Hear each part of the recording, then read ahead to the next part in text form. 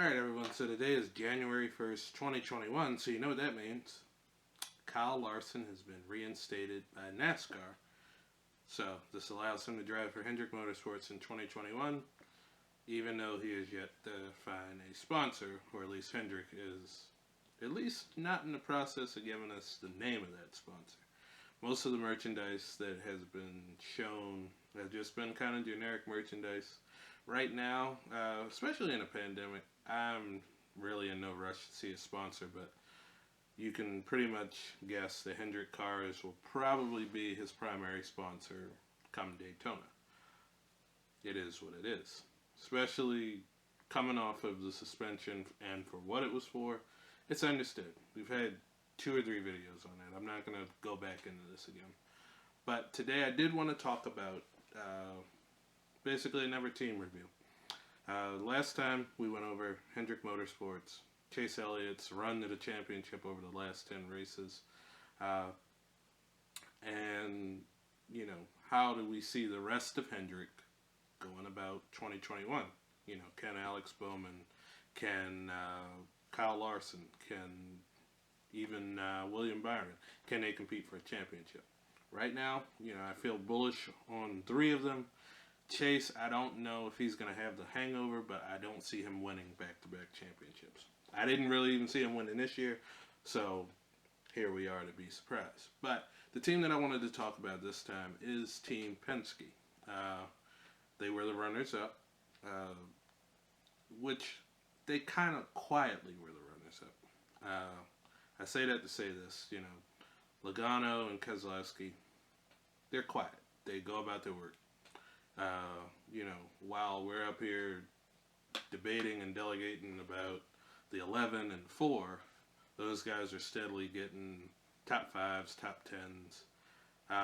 It's funny. Joey only raced 1 less lap than Brad did in 2020. I have Racing Reference right in front of me. They competed in hold on. Is it? Yeah. Yeah. No, wait. I take that back. Brad had less lap, but yeah, you know. Joey finished 1 point behind Brad for the championship. In that race, at Phoenix, it didn't seem like Brad or Joey had a chance. Joey, well, okay, I take it back. Joey was up front. Joey was competitive. You know, if it wasn't for a pit stop, he would have maybe even won that race. But the dark horse in all of this is their teammate, Ryan Blaney. Now, Ryan finished 9th in points last year. He got his only win of the season at Talladega. But once we got to the playoffs, it's kind of like the same thing that's happened in all the prior years that Ryan's gotten in. Consistency went out of the window. You know, he was good at some tracks, but he didn't have enough to move from, you know, the 16 to the 12 to the 8. And this is why I don't, and we're going to start with Ryan. You know, Ryan, one of the better young racers in NASCAR. I just don't see him putting it together right now to win a championship. And it's not for a lack of his trying, it's more for a lack of who he has for teammates.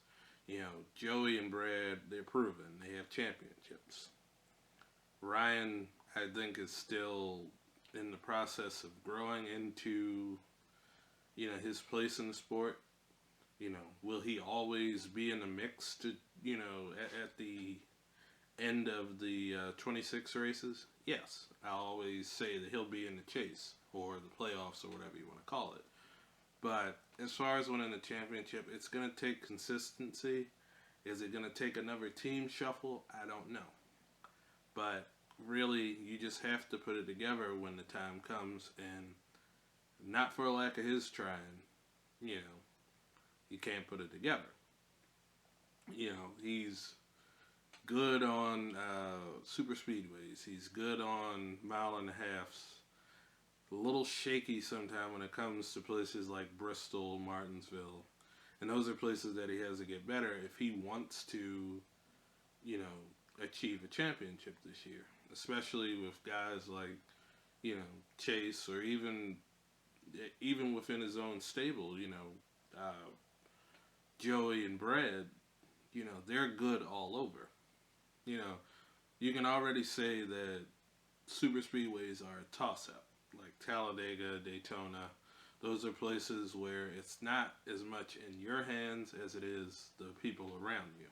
And you can get caught up in a second. That's why I never say, count somebody out after Daytona. You can't.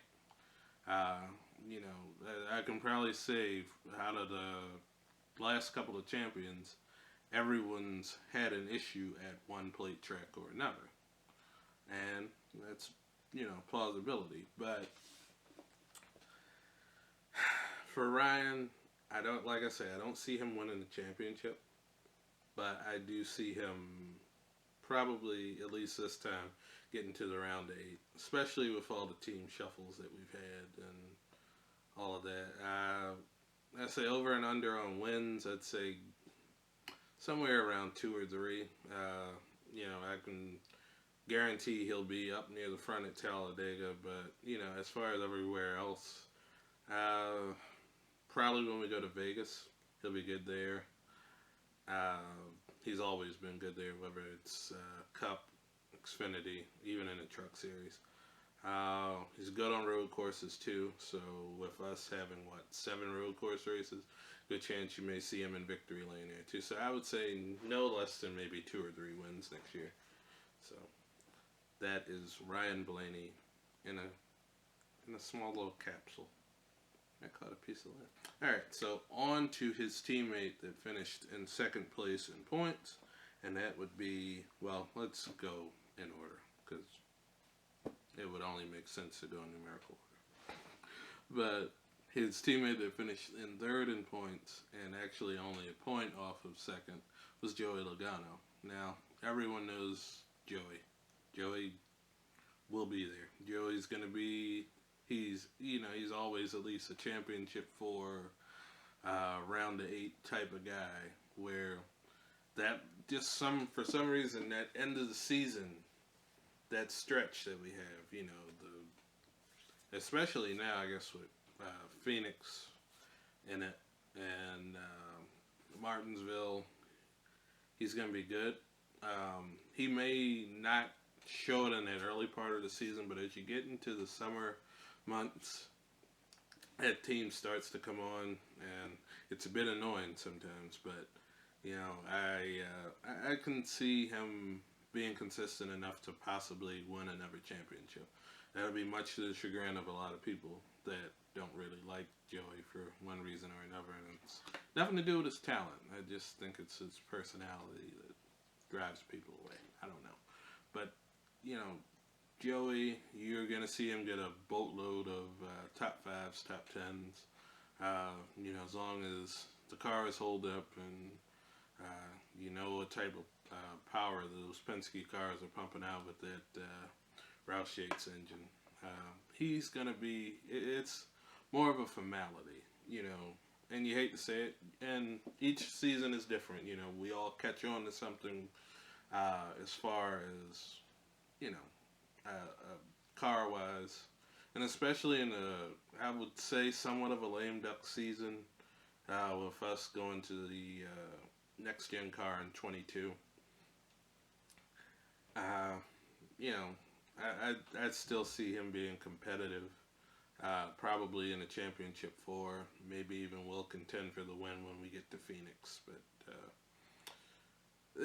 there's not as many questions with Joey and Brad as there was with Ryan, and I guess that's okay in a way, but we'll see. Alright, so to the very persistent, as I move the camera, the very persistent and consistent Brad Keselowski. Say what you will about Brad, whether that, sometimes he can come off as a robot, or he doesn't seem like he's the most personable guy. When you get him on a racetrack, He's going to race you hard. He's going to do what it takes to win. And when he wins, he will basically beat down the competition the way he did like at Richmond. That was a country fried ass whipping for the most part. But like I said for Joey, there aren't too many questions because, you know, Brad being a former champion and also being, you know, pretty good no matter where you go. I would say except for super speedways, but like I said, super speedways are, you know, a toss-up anyway. To me, I think he has to get a little bit better at road course racing in other places other than Watkins Glen. You know, we've seen what he can do there. But his thing is just going to be, you know, staying out of trouble and more of a, you know, can he be consistent the top half of the year? You know, he's going to get a win probably within the first 5 or 6 races. But what he has to do from there is stop with that thought that, oh, okay, I got my win, I'm in. You know, let's not improve. Where the issue lies is, you know, you got to look at the top 5s and top 10s, and that's what's keeping a lot of guys, you know, in the hunt. And the more points that you accumulate, the better your chance of not being far behind somebody like a Harvick or a Hamlin that's going to dominate that first half of the season, you know, the first couple quarters of the season. And just put yourself in a position where you can keep advancing week after week after week. It's kind of like turning on when you're ready, but, you know, you have to do a little bit more in the coming weeks than to say, oh, it's time for the playoffs. I'm just going to be what I am. You know, I'm just going to be consistent, just ride around a little bit, stay out of trouble, don't get in any accidents, but, you know, got to get up there, get those top 5s and top 10s. So my chances, and I didn't even go over this for Joey, I'll say for Joey, let's give him 4 wins as a target. And for Brad, I'm seeing maybe 5 wins, but closer to somewhere around 3. And I say that because, you know, he's normally the one that's able to compete with the Harvicks and the Hamlins, whereas Joey's going to stick his nose in, you know, possibly, you know, send it all for it, but I don't know. You know, do I see them winning the championship? Yes, I and this hurts me to say as a, you know, a Hendrick Motorsports fan, but they're putting it together. You know, Ford won the Manufacturers Championship, and if not for, I guess, the format that we run, they should have won the championship. But I don't know. It's just like, and it's like I said in the last video, Chevrolet has approved to me that they're ready, especially with going into this new engine with, you know, Hendrick and RCR working on a new engine. I don't know, you know, how this product is going to come together, if it's going to work out well, but we'll see. But I do see Ford probably winning another manufacturer's championship. Toyota very closely behind. And, yeah, but championship 4 hopes, I would say 2 out of 3 will probably be there, just like they were this year. And they'll be there till the last lap at Phoenix. So we'll see. It's a long season ahead, but one thing you can say about Penske, they're consistent about the product that they put out, and especially with their drivers. Alright, so I know it took me a little bit to make this video, and I know a lot of you were asking me about it. I don't know, I just didn't feel like making a video, okay? Dang it. But, no, I'm in the process of working on a project that's coming up, and I really did want to kind of talk to y'all about what I'm going to be working on next. I want to start a little, kind of a series, basically about defunct race teams. The one that I'm really working on right now and have done most of my research for is on Don Levy Racing, owned by Junie Don Levy. He ran a number 90 car in the Cup Series from probably, what, I think 19... Well, it was after his driving days, but I know he ran it in the Cup Series from almost like 1970 all the way until the early 2000s when he had to shut the shop down. And, you know, Junie had a lot of great names come through, a lot of famous names come through, but he didn't always get the results that a lot of people would expect. But he's a person that deserves to be talked about. I'm excited to kind of do this little documentary style thing. If you got anything, just have any stuff that can help me along, any leads, anything like that, just get in touch with me on Twitter. My stuff's down in the bio. And yeah, so next time we make a video, it'll be pretty much our last real big review, because we're going to do JGR and probably get SHR in there too, because I can't make two more of these big talking videos like this. But then we'll go over our dark horses and long shots, like you know, 2311, Trackhouse, all those, and just look forward to see what those teams are going to do, but that'll be in the coming weeks. But anyway, thank you for watching. I gotta go do some stuff, like namely editing this video, but we will see you when we see you. Once again, this is the White Silk Racing Show. I'm Phil Spain, and Happy New Year, and race on to your dreams. Why did I say something like that? I don't know. Enjoy it!